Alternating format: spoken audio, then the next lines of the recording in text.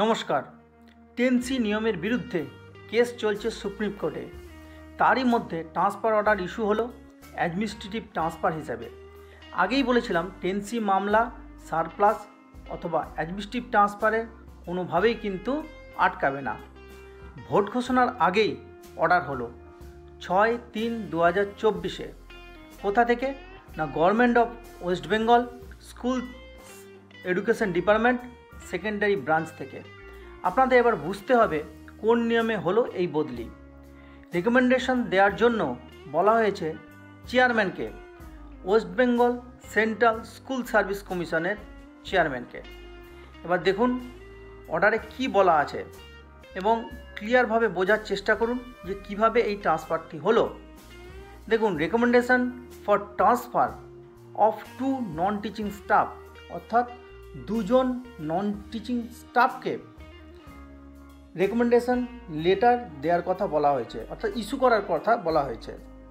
এবং কি বলা হয়েছে, with reference to the above I am decided to request you to issue recommendation for transfer of the following non teaching group C staff, অর্থাৎ clerk, in terms of section 10C।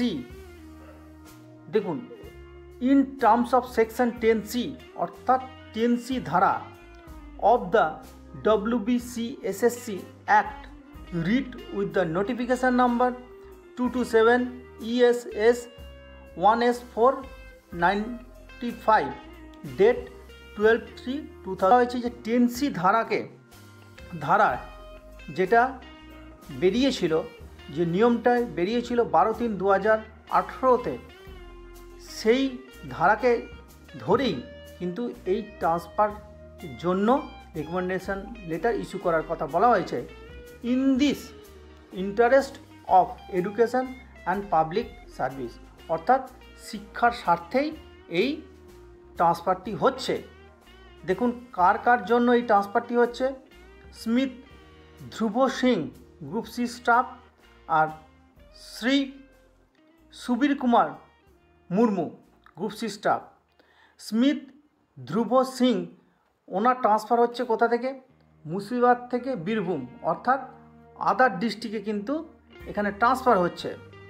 তারপর Shri Subir Kumar Murmu group C staff, ওনার কিন্তু মুর্শিদাবাদ থেকে মুর্শিদাবাদেই কিন্তু transfer হচ্ছে।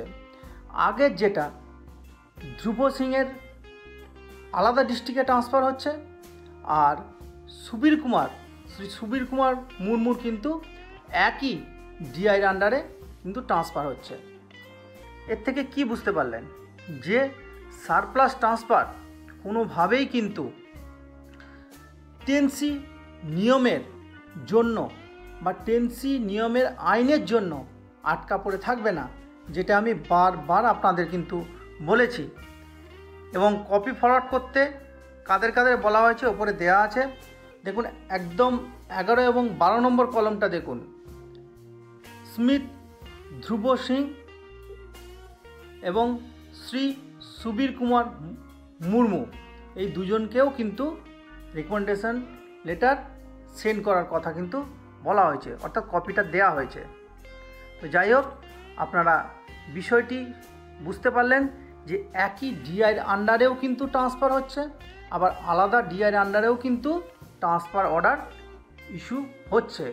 তবে এই transfer অর্ডারটি কিন্তু ভোটের আগেই কিন্তু ইস্যু হয়ে গেল। আরও কতগুলো ট্রান্সফার অর্ডার বেরিয়েছে সে সম্পর্কে এখনও পর্যন্ত সঠিক জানা নেই। তবে ভোটের পর যেটা জানা যাচ্ছে যে ভোটের পর কিন্তু এরকম অনেকগুলি ট্রান্সফার অর্ডার ইস্যু হতে চলেছে। সকলে ভালো থাকবেন, সঙ্গে থাকবেন।